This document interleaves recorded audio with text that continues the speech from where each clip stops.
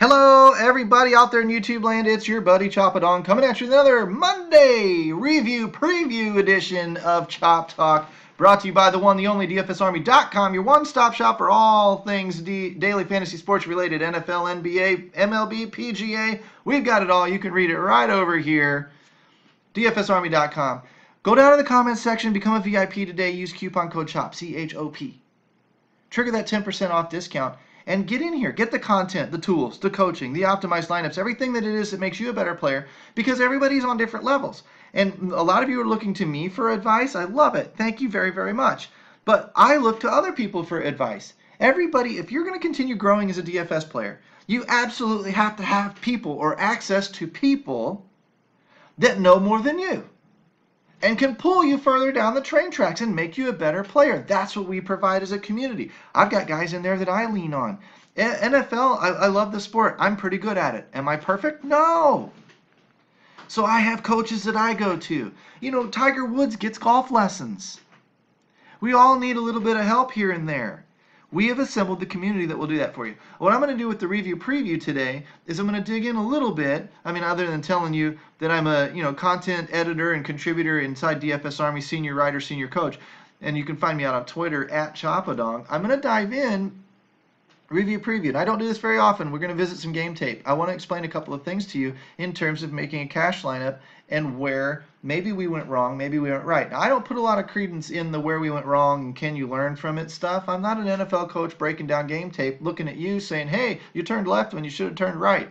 No, DFS isn't that simple. I really don't get a lot out of breaking this stuff down. I get a lot out of looking at other people's winning lineups and seeing what they did and what maybe worked, but by now I've seen enough that I pretty much know about what people are going to do. It's just a matter of whether or not it works for them or not. Not much new creative stuff really hits, at least with any frequency. That's not to say it's completely useless.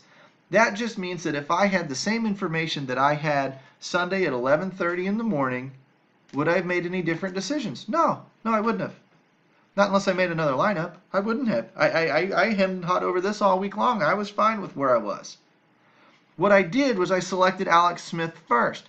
The reason why, well, at quarterback, I didn't select him first. I had a list of about 4 quarterbacks that I liked. Smith, Phillip Rivers, Drew Brees, Ben Roethlisberger. Why did I settle on Smith?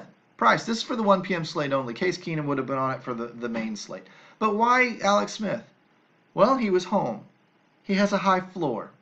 He had a good ceiling spot if he didn't kind of game flow himself and then lean on Adrian Peterson. That was my one reservation with him. My reservation with him wasn't that he's going to just dud the slate.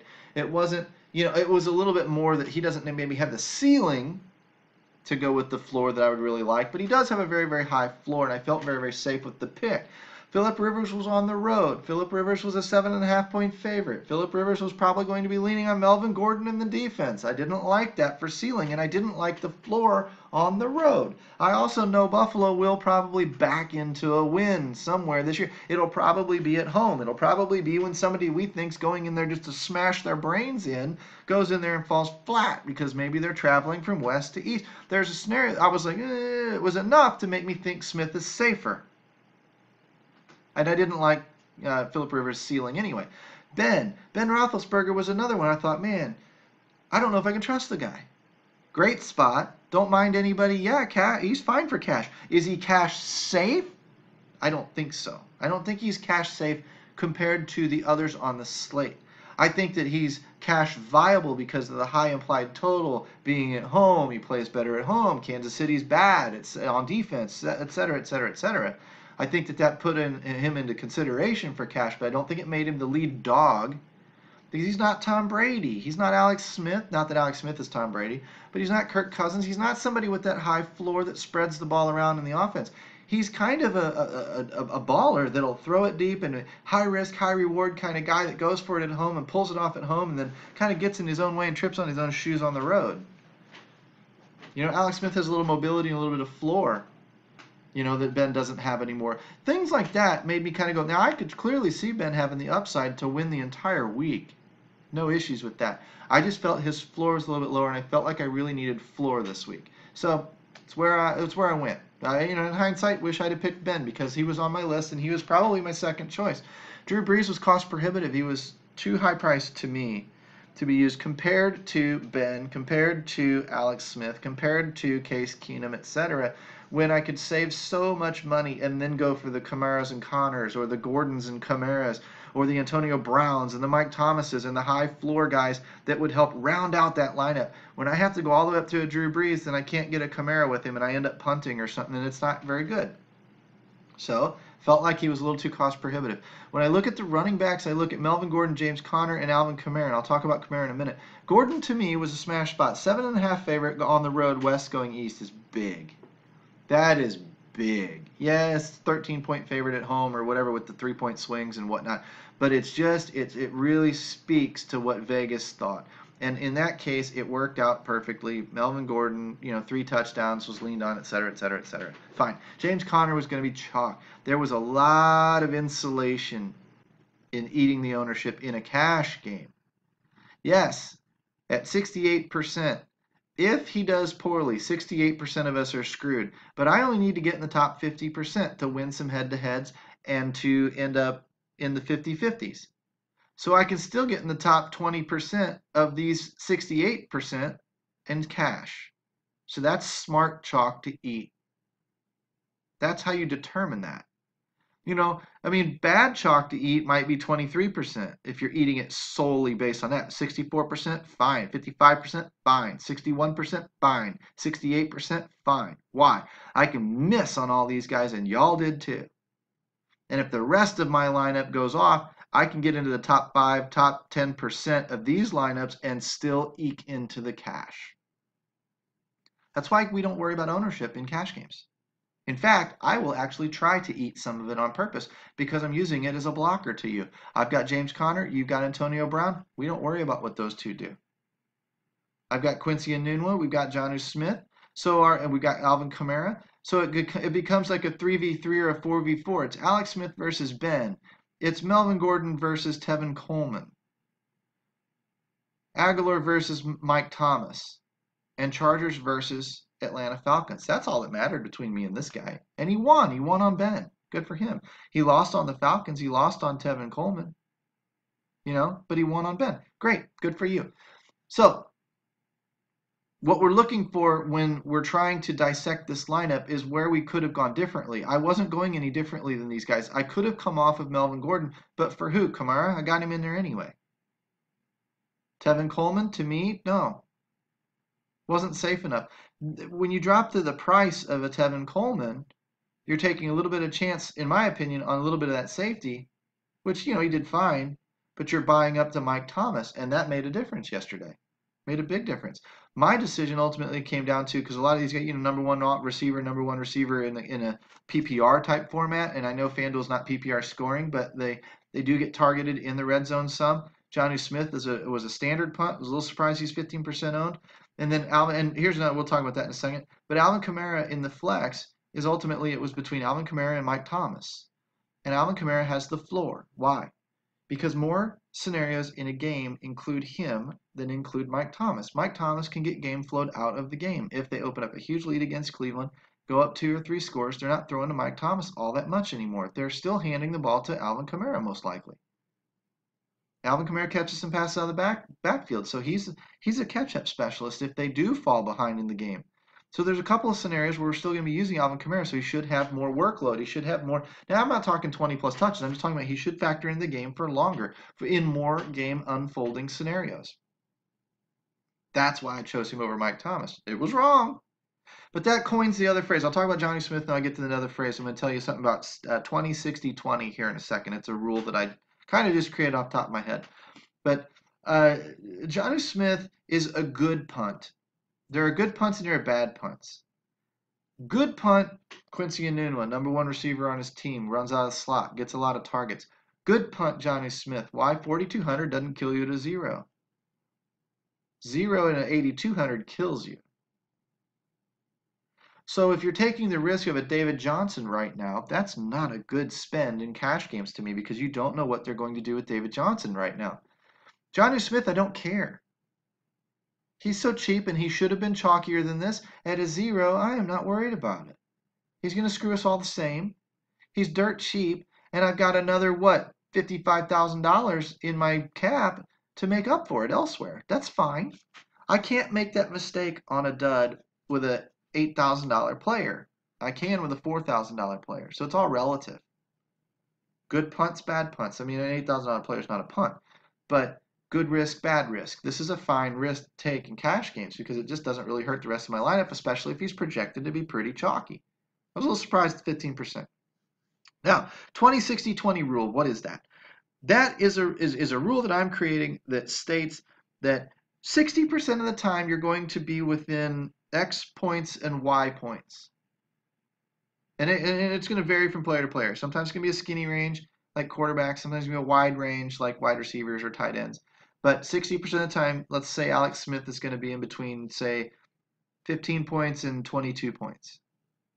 Okay? And we can verify that as we go looking for it, and I may start looking for it. But 60% of the time, you should fall within that range of production. 20% of the time, he's going to disappoint me. 20% of the time, he's going to really, really make me happy. But 60% of the times what I'm aiming for in cash games, I want as many 60%ers in my lineup as I can get. I want them all in that 60%. I want the 60% ranges to be kind of high according to their average performance per week.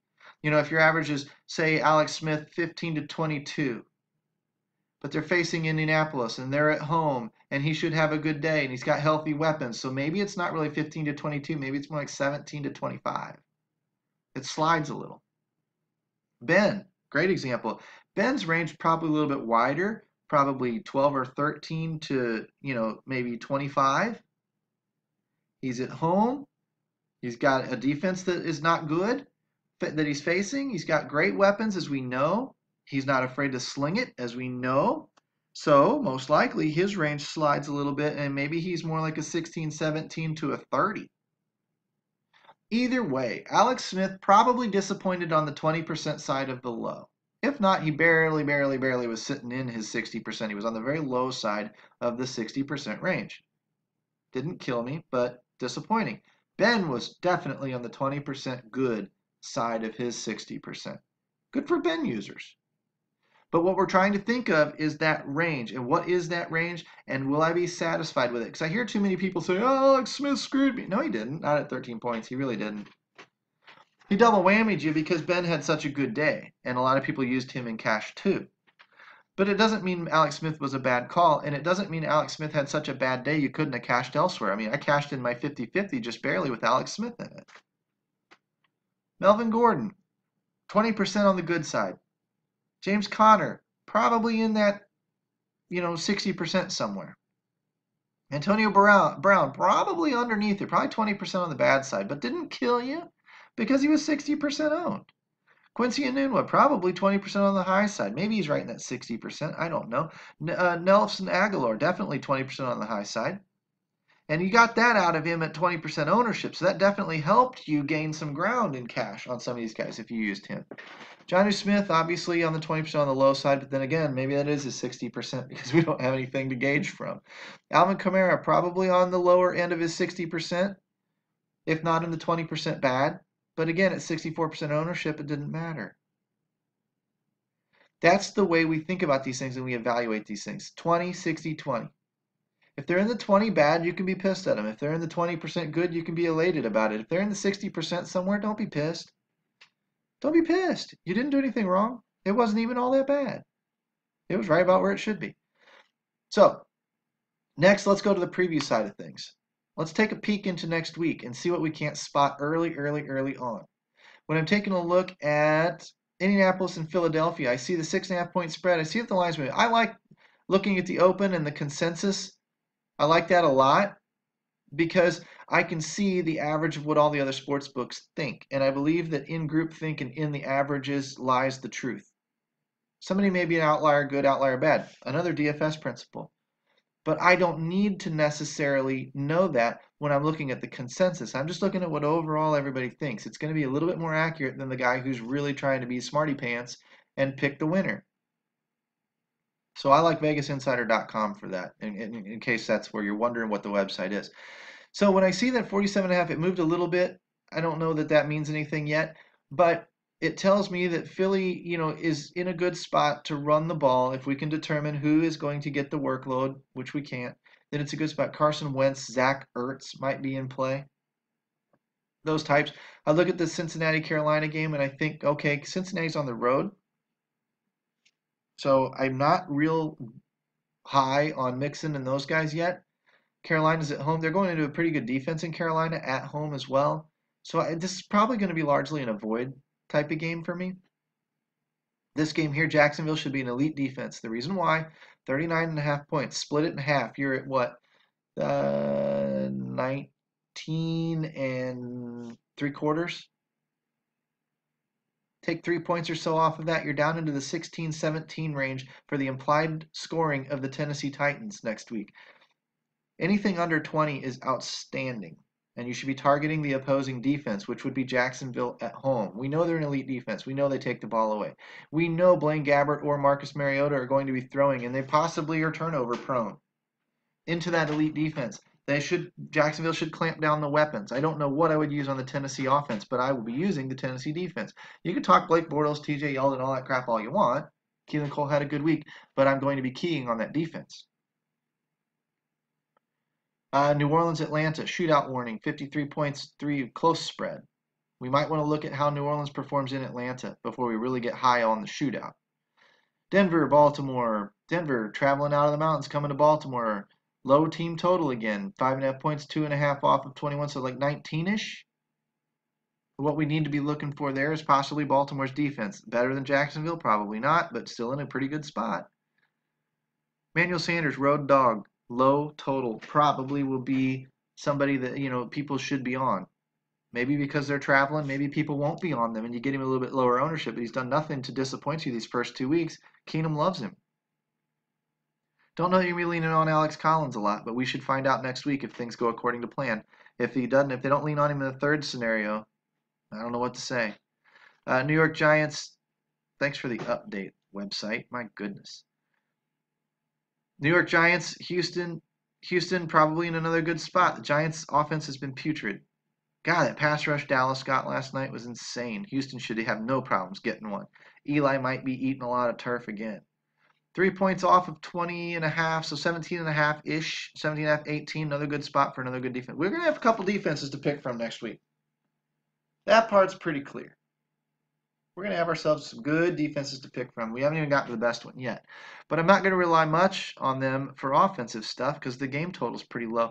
Maybe some, DeAndre Hopkins. But Saquon Barkley is going to be a GPP pick. Quarterbacks, GPP picks. Odell Beckham, always a good GPP pick. But he's not in a cash scenario. To be in a cash scenario, I want to see them kind of at home and kind of in a big favored spot.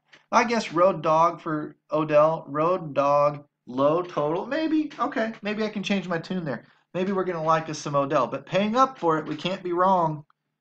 We can't pay almost $9,000 for a receiver and wind up wrong. That's going to really hurt. Might not opt for that in the cash games. You might save it for tournaments anyway. Oakland, Miami. Not much to like about that game. God, Miami could go to 3-0. Maybe it's a Kenyon Drake day. I'm not going to be high on Tannehill, most likely. Green Bay, Washington, road favorite. Washington at home. Don't know what to say about that yet. We're going to have to see some numbers come out to really see how much we like Green Bay on the road, Aaron Rodgers on the road. A lot of people will probably take him in cash games. That's a mistake. Road quarterbacks historically don't hit value like home quarterbacks do. So for tournaments, fine, take your shot. We'll get our chances to get Aaron Rodgers in cash. But it won't be next week. Don't know that it'll be Alex Smith. He's not favored. Buffalo, Minnesota. There's your defense of the week. 20.5 minus 8. Good Lord. 20.5 minus 8. It's 12, 12.5. Buffalo's only implied to score 12, 12.5 points. Yeah. Load up. There's your defense. That's your slam dunk chalk defense. Anybody?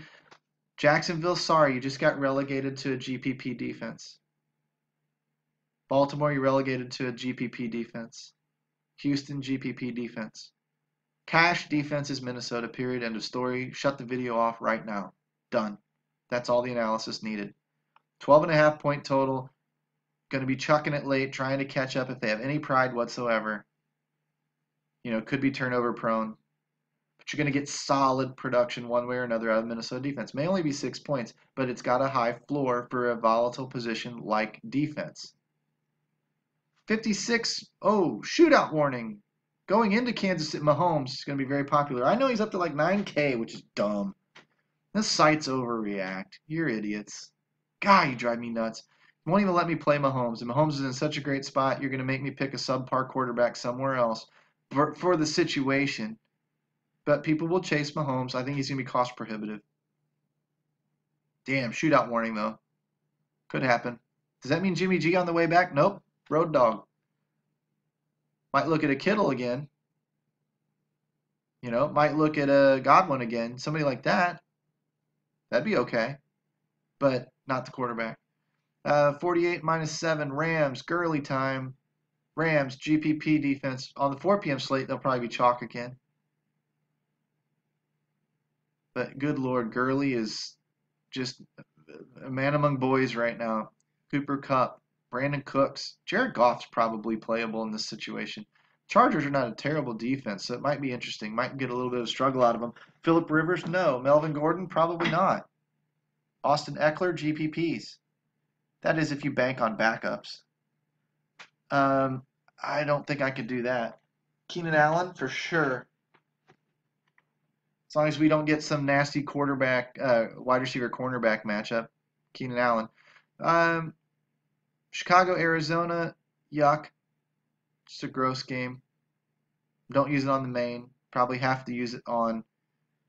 There's your good GPP defense is Chicago, but I don't like it. You got 3-4 other better choices. This would strictly be an ownership leverage play, hoping you get lucky. If you do get lucky, you're on your own with it. No doubt there. Don't like anything about that game, honestly. How you a home dog by 5 points? That's Vegas telling you suck. Pack it in, Bradford. You looked horrible. You look like you didn't even give a crap. You're just stealing a paycheck at this point, loser. I say that as a bitter St. Louis Rams fan who watched that happen week in and week out for a few years. Is him just drop back, lazily throw one somewhere, say, pay me, thanks. What a turd. Dallas and Seattle, 42.5, 2.5, yuck, don't like it. Won't use it on the main slate. Might have to take pieces of it on the 4 p.m. slate. Sunday night, Detroit. Shootout warning. 50 points, -6. New England, Detroit. Detroit's at home. That's interesting. Maybe Stafford shows up. Look at this game change from 46 to 51. That's a big jump. Big jump. Public loves the shootout potential of that game. 50 and 53. Ooh, that'll be a fun primetime slate. There'll be a lot of GPP theory in that primetime slate. So let's look at that through a little quick window and see what we can assess. New England on the road, chalky safe. Tom Brady, no. But as far as a GPP quarterback, always. Going into Detroit, Detroit's looked awful. Guy, he probably is actually cash safe on the road in this scenario. Matt Stafford probably is a GPP pick. Pretty good one on the primetime slate, too. Pittsburgh, Tampa Bay. Good Lord. Slinging it, Slingfest.